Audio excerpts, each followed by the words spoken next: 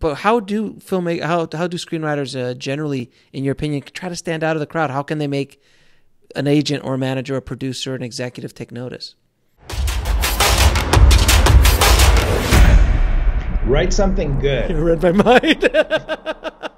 Next question. Next question. Write something really, really good. Write something really good. No, I mean, look, if you're faking your voice, yeah, you can't. Then it's going to be tough to reproduce that. Like, God forbid they love it and then they want you to do the second one and you're like, I can't, I don't know how to get back into that. You got to be yourself, speak the way, I mean, I'm not saying speak the way you speak, but you have your creative voice, you have your style. Style is really important. Don't copy someone else's because it's pretty obvious. Right. Doing that, but be yourself and put your energy, your creativity, your view of things, your perception of things, and you live or die with that. Try it. And if people respond to it, then you're on the right track. And if they don't, you might still be on the right track and they just don't see it. It's tough. The whole process is tough, to say the least. Now, what are your feelings on festivals and contests? Probably that they're the worst thing ever created. For screenwriters. Yeah, and I know that there's some people that are not going to like me for saying that, but sure. I'm still right. Look, it's math.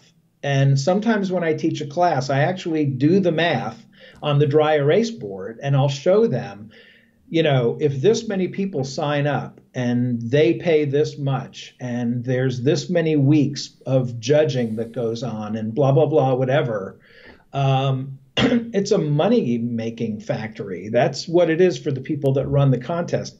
They can't guarantee you, even if you win, even if you're lucky enough to win, you're going to get a giant cardboard check for X amount of dollars. They're going to put it on their website, that picture of you holding it. Can they get you an agent? No. Can they get you a deal? No. They can make a lot of money.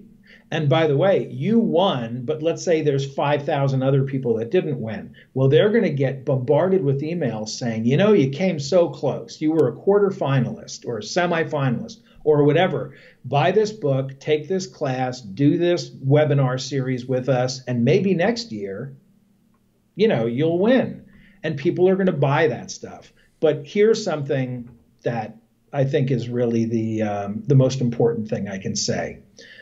If you do the math and you figure out how many scripts they get, how much time they have to read them and get notes on them and, get them analyzed before they can pick winners, the math is impossible unless they're hiring just schmucks off the street pretty much to do it.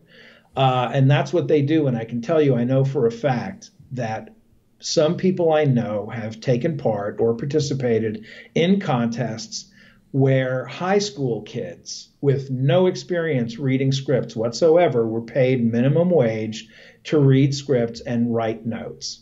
Jesus. And that's real. That's true. That's a true story. So, and by the way, I've been invited to be a judge in screenwriting contests. I've always turned them down because I'm not going to be hypocritical and say, yes, I'll be a judge.